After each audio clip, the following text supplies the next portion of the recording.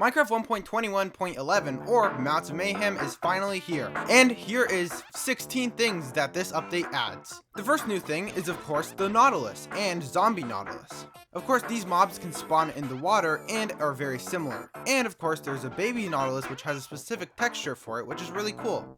So here's how they work. So you have to give them a puffer fish in a bucket, and then you can put a saddle on them and ride them. This is the same for the Zombie Nautilus. With these mobs, like horses, you can also boost with them out of the water and just through the water. And you also get the Breath of the Nautilus effect, which you can breathe underwater. Now, the only difference with the Zombie Nautilus is if it's out of the water for too long, it will start burning because of course it's a zombie.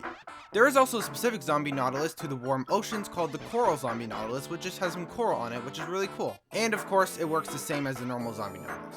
With the Nautilus, we also get Nautilus armor, and it comes in copper, iron, gold, diamond, and netherite. So you can just put on the armor by right-clicking it if it already has a saddle. And they look really cool. And of course, you can press E to open the inventory and just switch the armor out. And of course, the same is for the Zombie Nautilus, and if it has armor on, it won't burn.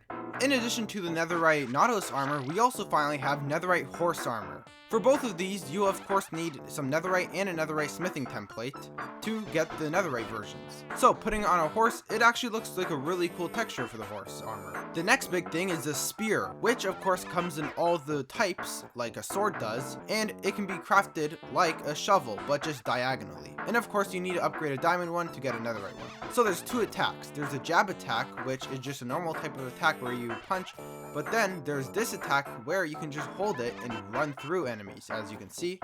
But if you're holding it for too long, eventually you'll start to lose grip of it and it will fall.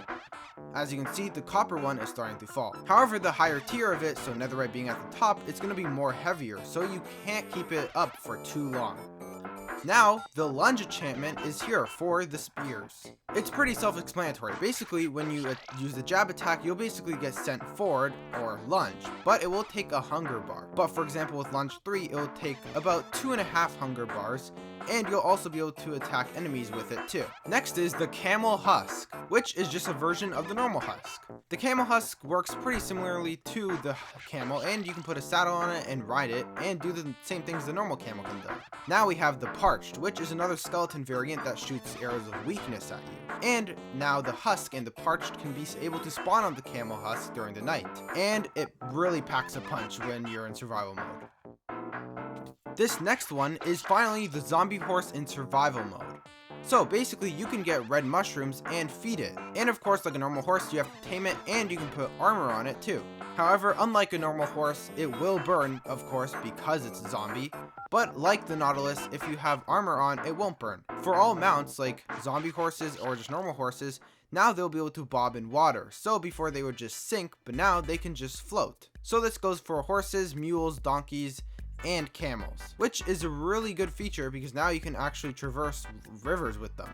Now, of course, there's a new achievement. It's the mob kebab, where you have to hit 5 mobs in the same charge attack using the spear, which isn't that hard. Now, another smaller feature is the spawn eggs are reorganized. For example, there's new categories like the golem category, and going more towards the bottom of it, you'll find the nether mobs and then the end mobs. Now, of course, in all updates, we have a new panorama, which shows, of course, all the mounts, the desert area, and of course, the Nautilus. So here's the full thing. So that's everything new in the Mounts of Mayhem update. What do you think about it? This is the last update in the 1.21 update cycle because next year we're getting the first new update, 26.1, which is a pretty interesting naming scheme. So, what do you think the next update is going to be? And what are your opinions on this update? Let us know, and make sure to subscribe.